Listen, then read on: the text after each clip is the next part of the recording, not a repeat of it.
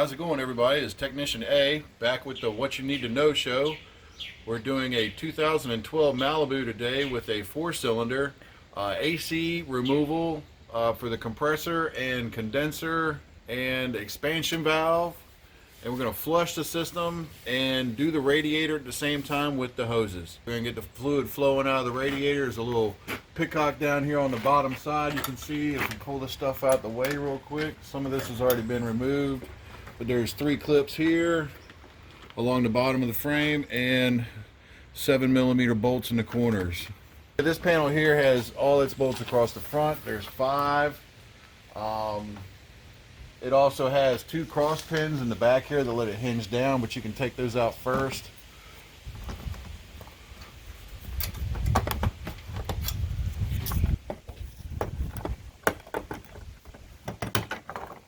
And it hinges down like that and then twist one way. Make sure you don't break your pins. Your pins are stuck up in the frame rails. Okay, one thing that you want to look for is external damage to any vehicle that you're working on. It might key you in on something else that's wrong with the car. We were already going to replace the condenser in this car. We didn't know there was any damage to it until we removed the bottom panels. But it looks like a jack stand or something has been put on this one right here. Of course, these people just had their transmission replaced. Guess what they probably did? Supported the radiator that comes out the bottom or the front right there, trying to save everything else from falling down when they're doing the work on the car. But it also could have been that they curbed it, but it just looks a little too square.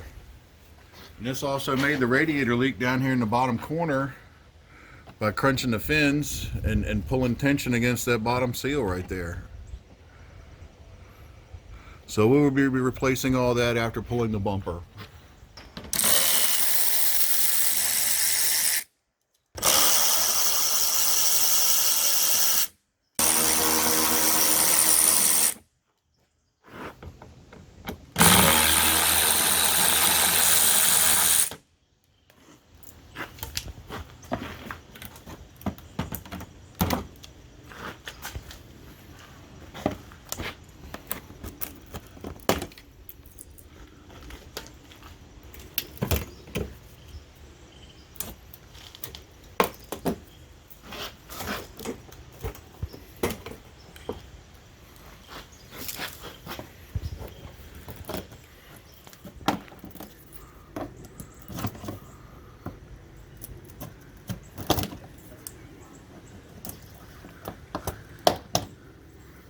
Both sides on the inner fenders have 3 clips here and a bolt underneath it here holding the bumper to the car.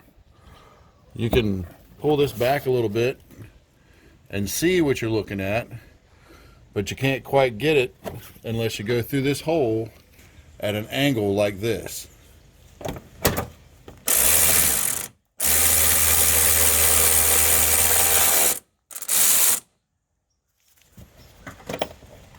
Voila. Alright, here we have the top panel to what's covering the radiator and attaching the bumper to the front core support. It's got your bolts here, here, and here. These bolts are special. They have shoulders for a larger hole to be aligned in the panel. Don't forget this one, it's right in front of your face. And then the rest is clips in the round holes, 4 of them. Here we're unclipping the front end from the fender and headlight assembly. You can see it's clipped over top of that here. Same on this side, pull it loose, make sure that you can slide the front end forward just a little bit. It needs to be free. If it's hanging on anything, make sure you address it. You will break something when you force it. This should slide off nice and easy. Pull your pins.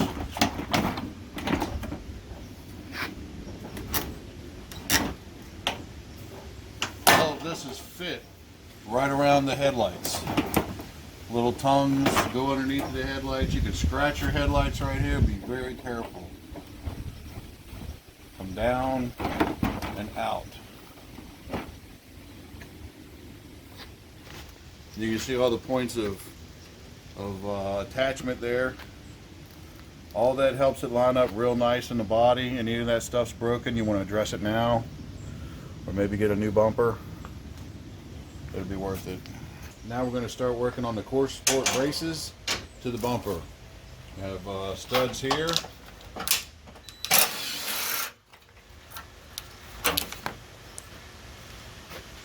And here.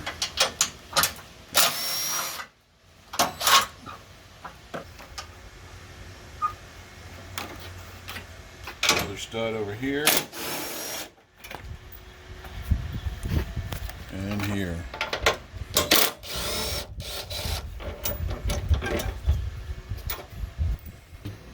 You can leave these panels attached to your center support for your bumper with the little push pins here by removing this one down here.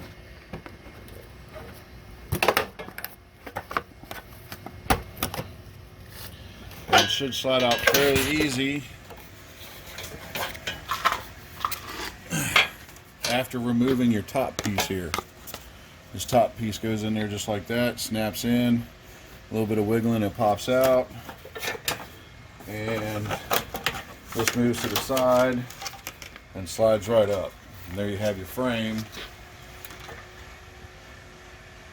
undamaged. Here's your radiator drain in the bottom right hand corner of the radiator, passenger side. It's a little hidden. You need to get your plastics off to be able to see it. But it's basically just a twist pull tab.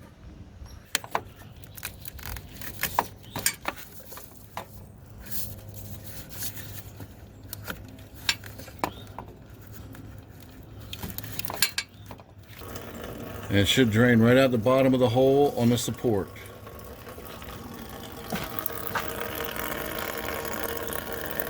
You can gain access to everything on the bottom here from moving this panel here, which is also attached to this panel here with another hidden plastic rivet.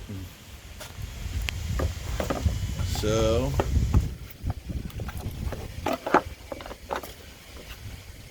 there it is. That's the one you want. You don't have to take everything off on this piece right here.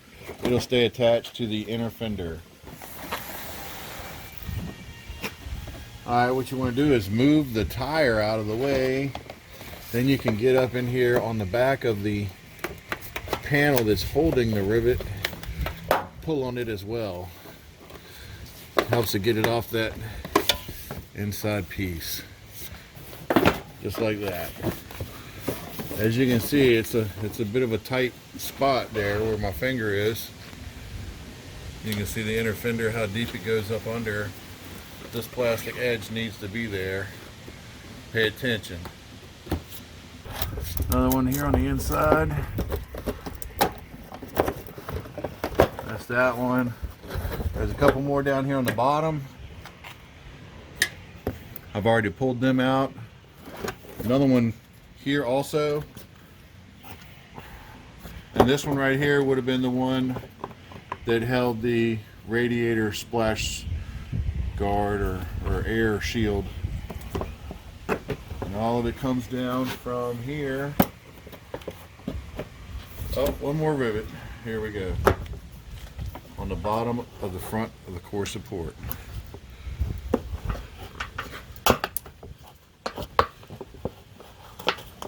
It's well worth it to get the tool out to do these rivets, or push pins, whatever you want to call them. Pain in the ass. I've already reclaimed the refrigerant out of this vehicle at another location that had a reclaimer. We can go ahead and start unbolting the system, being that there's no charge in it. This is a 13 millimeter.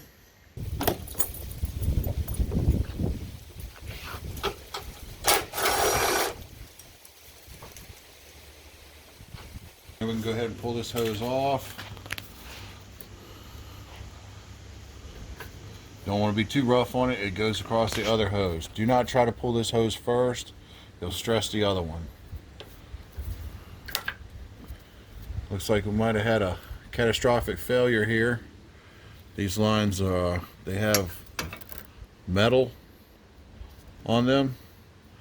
Hopefully we don't have to do the evaporator. You can see where the damage is kicked out the fan. Usually the fan will be right here. Go ahead and pop this inner panel off to get a better access to the lower radiator clamp.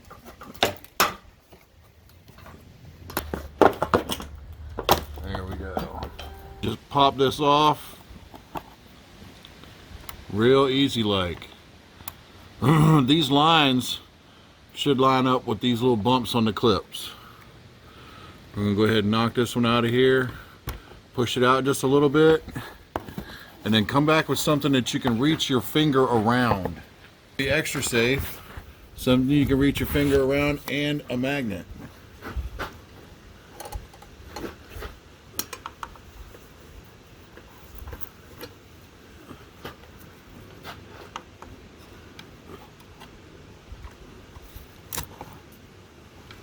Got it.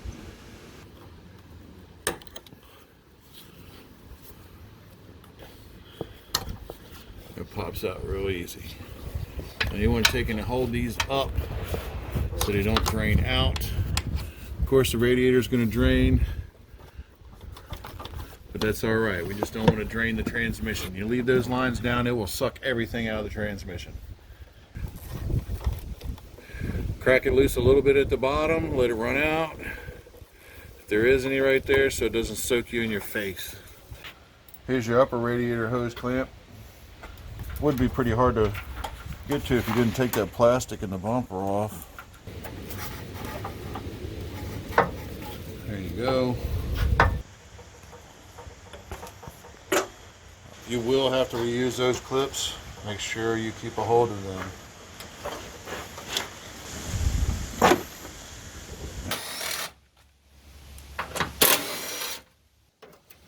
3 bolts hold that in.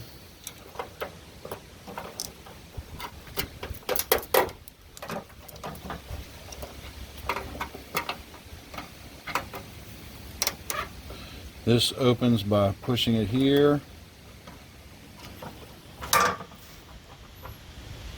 like so. Just go ahead and get this out the way a little bit. Free and clear.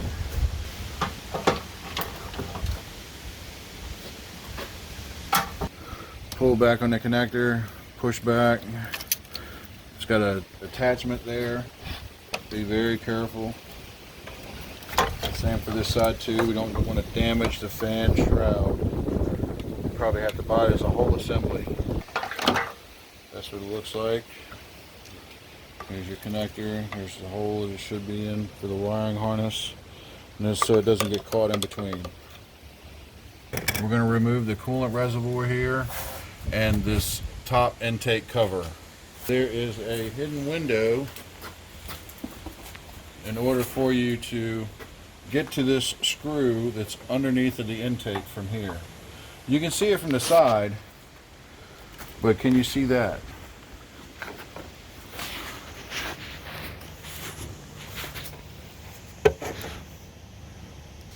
There's a clamp here and there's a hose here. We've already taken the clamp loose on the hose, slid it back a little bit. It's real easy to forget when you put it together. It will cause a vacuum leak behind the mass airflow and give you codes for lean if you leave it off.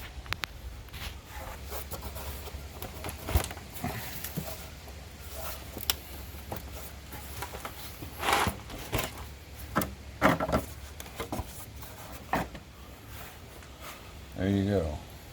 But this is the boot that you have to look at through the peephole that's here.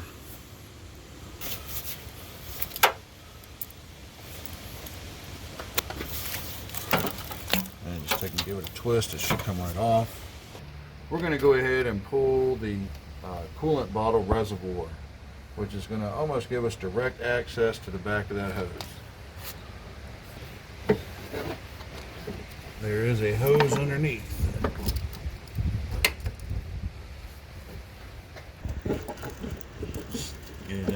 nipple, and you let it go.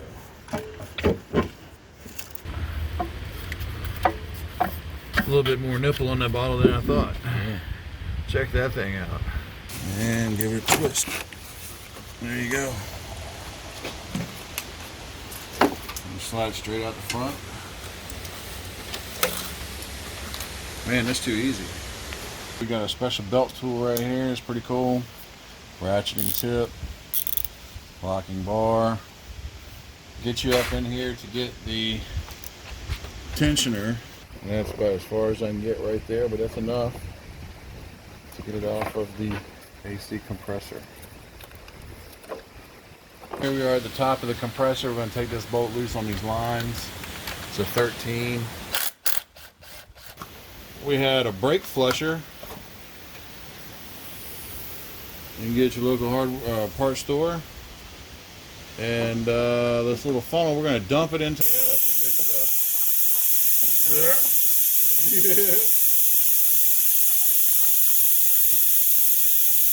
It's a car colonic.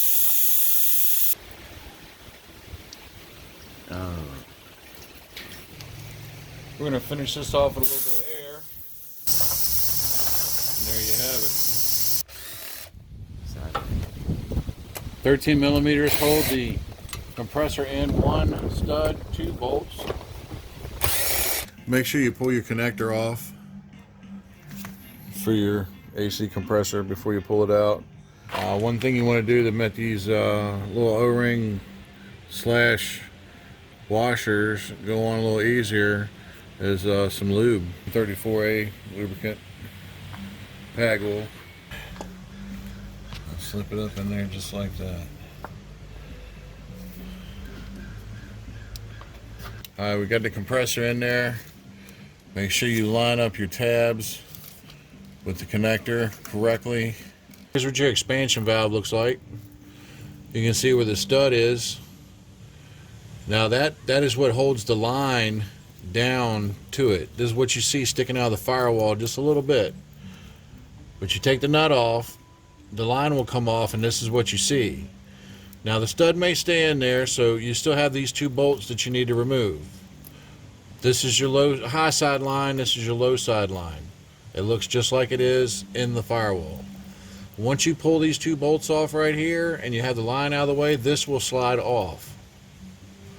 It's not threaded on the back or anything. The threads are in the evaporator. So be very careful when you take this off. If it starts to stick at all, use the back and forth method.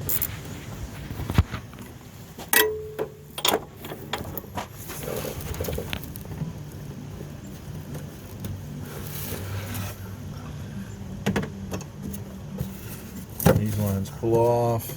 Looks like a 5.5 millimeter socket fits this. Just get a good grip on it and it should pop right out. You can slap it right in the new one. Use your old nut and everything.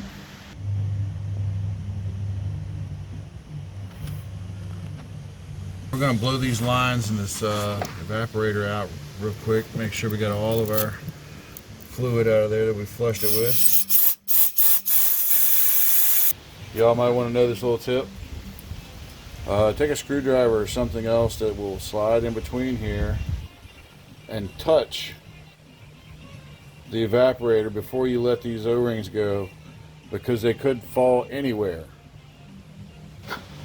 Slide it through there like that.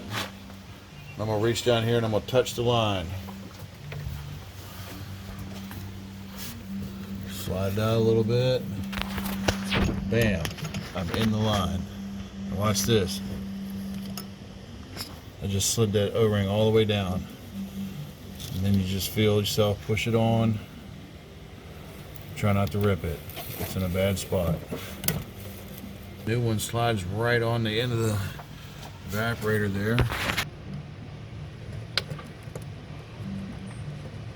Here we have Schroeder valves.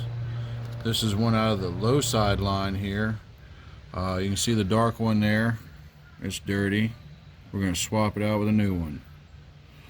And they simply screw in there with a special tool like so.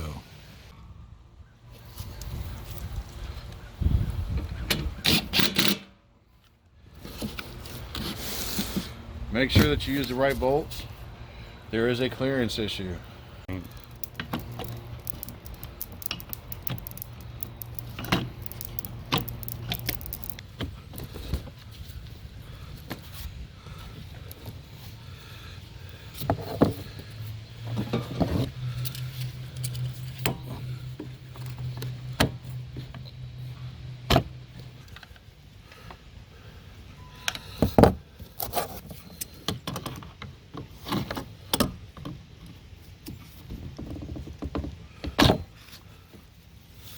Bam.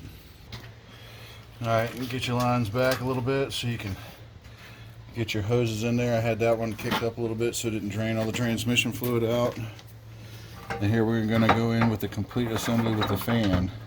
What we're aiming for is to put the frame, or put the radiator down in the frame. Go ahead and hook up your hoses. They're all easy to reach right here.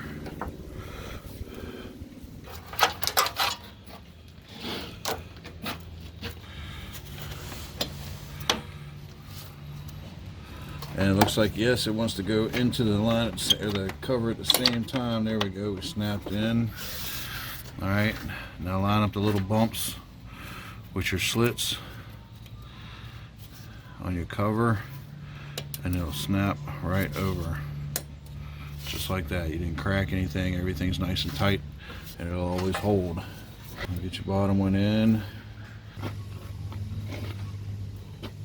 All right, this line clips into here behind this. Makes it sit more flush. When you're putting this back together right here, you can shoot for your old bolt holes where they lined up. 95% of the time you'll be right.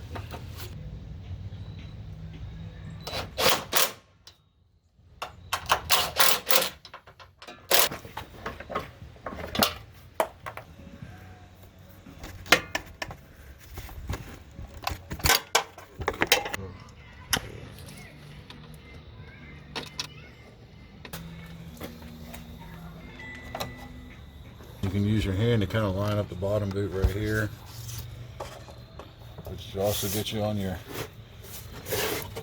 post back here. All of it kind of needs to go down together over the cap.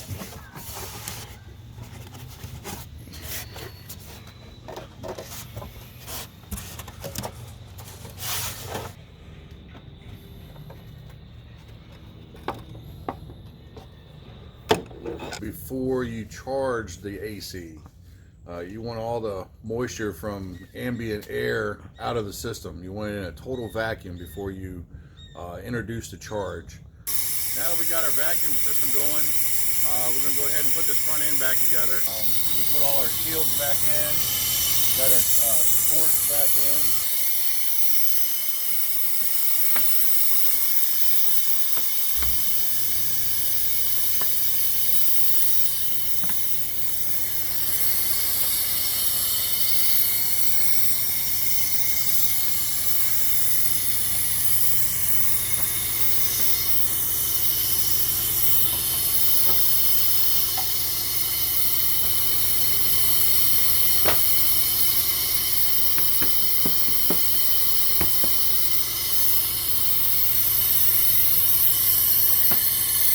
Alright, we're going to put our inner fenders back in here so they all match up with the bumper.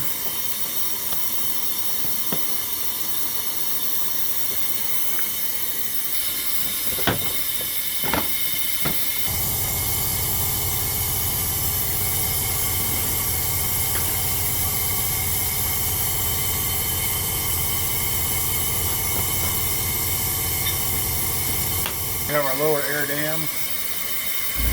Slide these in here, got our little pins.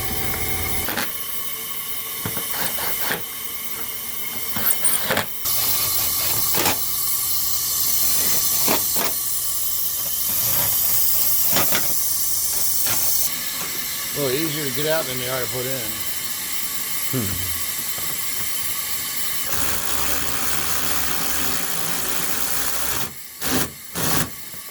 Got our bumper back on.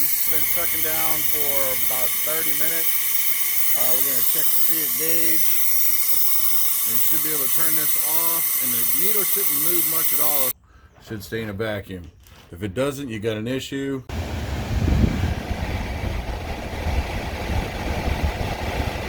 We've got the system all charged up now. We put our caps back on, which is very important. Keep all the dirt out of your Schroeder valves. People can have them or replace them because dirt's in them or whatever like that. And we've got a pretty good drop on our AC, about 20 degrees. Today's pretty cold anyway, so it's, you know, overworking itself to do anything else. But there you go, 2012 Malibu AC system refurbished. What you need to know.